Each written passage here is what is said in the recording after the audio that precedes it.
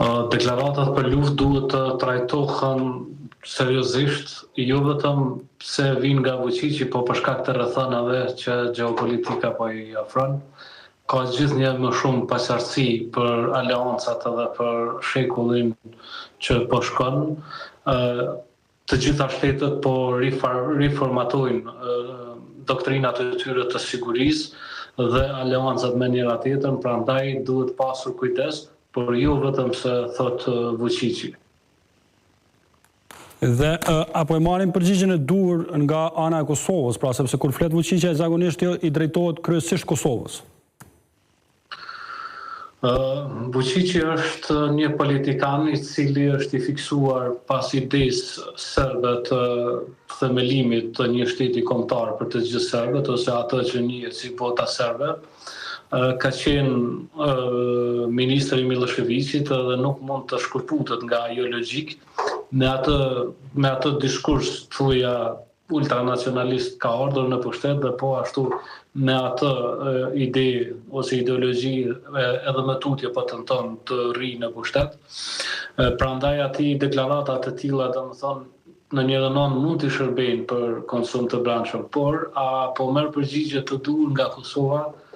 Fatkeqësisht unë mendoj që Kosova nuk po bën sa duhet në kuadrat e organizimit ose të armatosjes së FSK-s.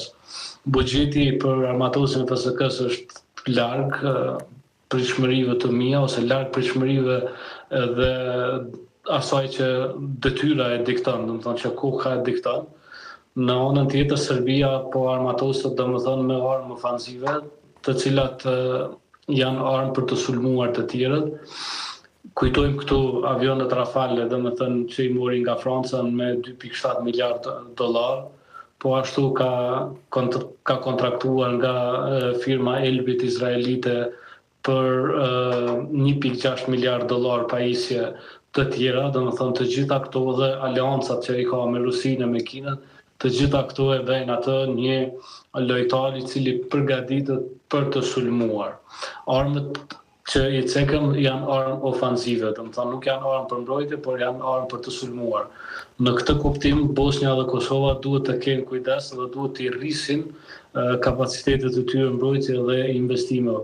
Fatkeqësisht Kosova është dikun të 350 milion euro me buxhetin e saj për ushtrinë, por nuk është në atë nivel që të zbus ose të bëjë një asimetri, domethënë me ato që investon Serbia. Serbët janë të njohur domethënë për pritjen e tyre të gjatë mbi 500 vjeçare të perandorisë osmane dhe është e njohur deklarata e mbretit Petet të Serbisë që kemi pritur 500 vjet që të shkojnë osmanët dhe ta rikthejnë Kosovën, domethënë ai referohet me termin ta çlirojmë Kosovën ose Serbinë e vjetër, pra është një logjik e gjatë e pritjes së tyre në që të krijohen rrethana domethënë dhe të sulmojnë ose të tentojnë të marrin Kosovën përsëri. Prandaj logjika e Serbisë nuk është me Vučićin ose me një lider, por kjo është një logjik e vjetër, domethënë që ka rënë qysh në formimin e serbëve ose të kombit serb. Prandaj duhet pasur kujdes që ne nuk kemi të drejtë një shtet të fituar me kaq mund, me kaq luftë, me kaq sakrifica, ta lëmë të pambrojtur. Për mendimin tim, ne udhëhiqemi nga politikanë të cilët në fushën e mbrojtjes janë të shprehjem ndoshta jo në diskursin e dur, por janë tërësisht idiot, domethënë kanë komoditetin që ta lënë sigurinë si diçka që nuk është prioritare, ndërkohë që shtetet vetë themelohen, kombet themelojnë shtetet pikërisht për të ruajtur jetën dhe vazhdimsinë e rastës së tyre. Fatkeqësisht me të gjitha qeveritë kemi parë domethënë një tallje me mbrojtjen.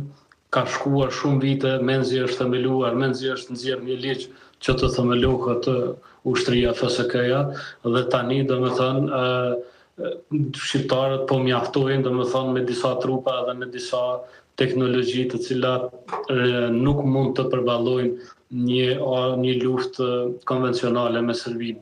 Ata llogarisin që do të largohet NATO ose mund të largohet NATO nga Kosova dhe ne të jemi zbuluar. Në qoftë se ata e llogarisin në këtë lëvizje dhe ne duhet të llogarisim në këtë lëvizje, sepse është e papranueshme domethënë që një shtet si joni të mos ndërtojë një ushtri të fuqishme të aftë, jo vetëm që të mbrojë Kosovën brenda territorëve të saj, por që të amortizoj një sulm eventual të Serbisë, që duke e goditur thellë në brendësinë e saj.